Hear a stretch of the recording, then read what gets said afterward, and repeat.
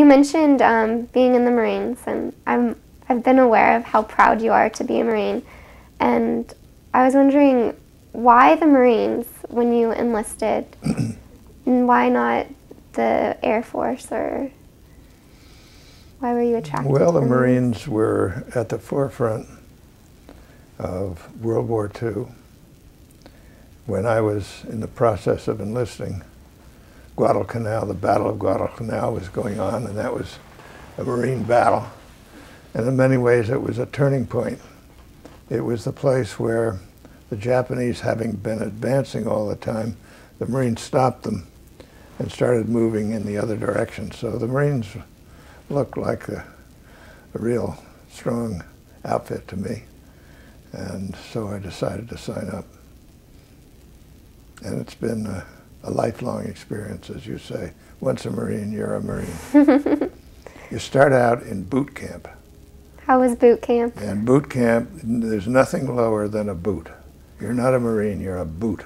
Oh, no. And you have about 10 weeks of really tough training.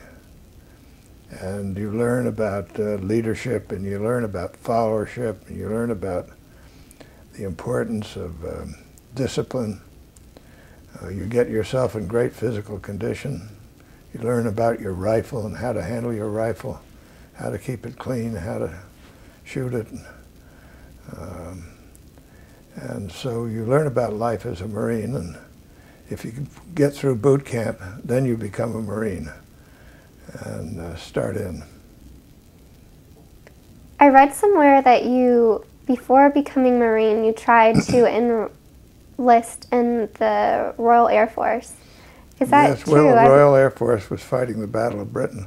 Mm-hmm. And so that was spectacular. And I tried to enter that, but my eyesight was such that it disqualified me because I didn't have good depth perception. If you're going to land a plane, you've got to have pretty good depth perception.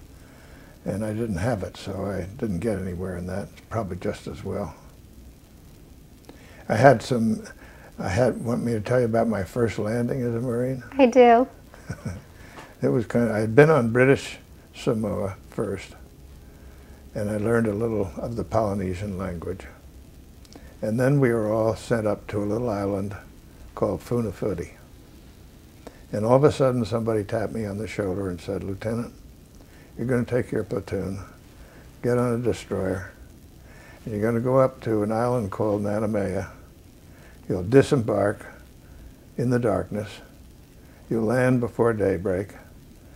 The island is lightly held by the Japanese, so you'll surprise them and take the island. And then we'll come along and build an airfield in a, as it turned out, a medevac place." So the day comes, we get on the destroyer.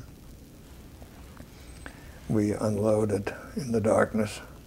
We have these little boats, and the tides were not right, so the boats couldn't get in. They hung up on the reefs. So we had to get out of the boats and wade in a long distance. It's kind of tricky because the coral is up and down, and you have to watch your step. It takes a long time. You're holding your rifle up so it doesn't get wet. And by the time we managed to get to the beach, dawn had broken, and it wasn't like we thought it was going to be. But on the beach was lined with the natives. And in the middle was a man in a white robe. So I walked up to him, and in my best Polynesian I said, "Talofa soli," which means, "Good morning, sir." And he looked me over carefully, and he said, "Good morning, Lieutenant. We have been expecting you. The Japanese left 2 days ago." So we didn't have to take the island from the Japanese, after all. But they were back by noontime, and there was only one structure of any importance on the island. It was a big church with thick walls. And they probably thought we'd all run to the church when we heard the bombers coming.